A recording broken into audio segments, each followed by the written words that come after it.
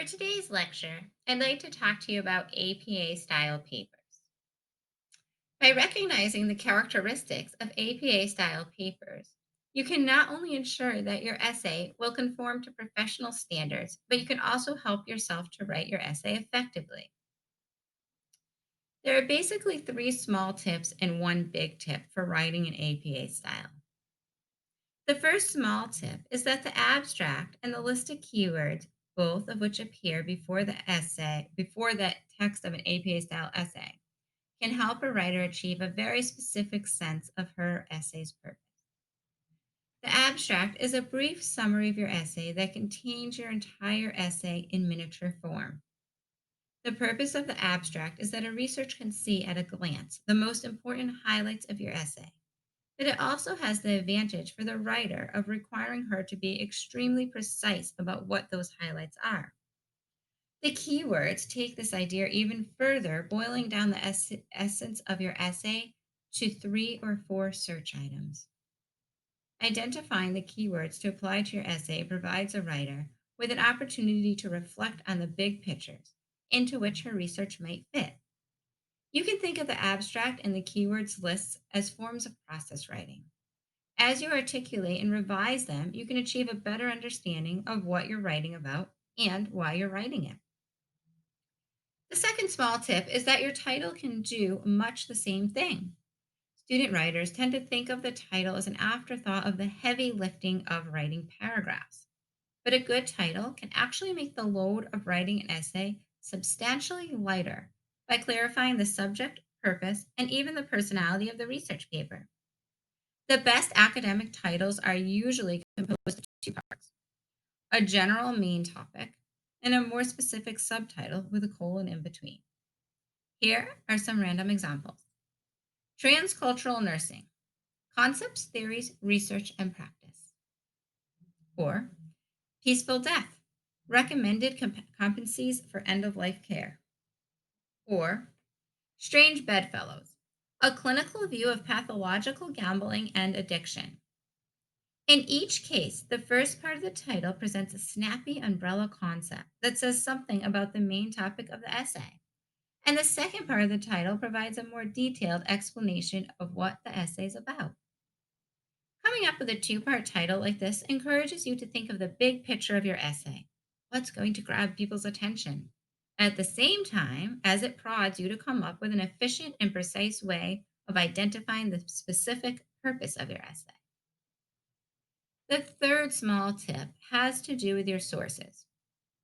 The in-text citations in APA style include the author's last name and the year that the cited article was published. This inclusion of the publication year in the in-text citation makes it particularly imperative that a writer be aware of how up-to-date her sources are. If you are reporting on the current state of any medical practice, legislation, or technology, any sources that are older than 5 years at most will be suspect. They will be outdated for your purposes.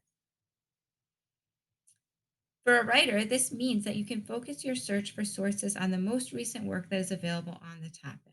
This focus can help to keep you from feeling swamped by the enormous volume of sources that are available on any given topic, since you can narrow your search down to concentrate on the cutting edge developments.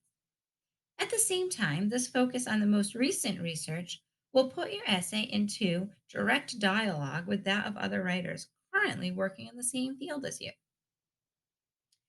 Finally, for the big tip, I would propose refers to overall structure of your essay.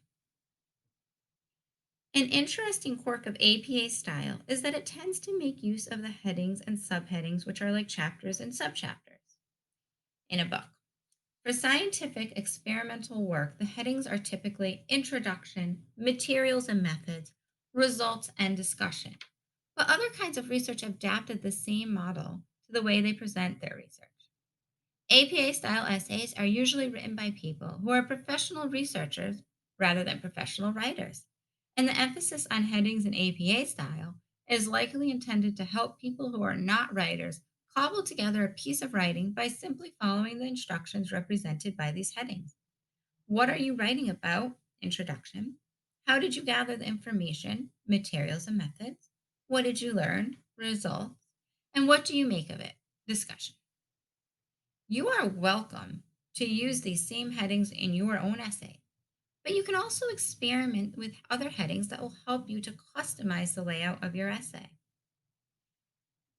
A materials and methods section is usually pretty clunky and unnecessary when the research did not involve any gathering of experimental data.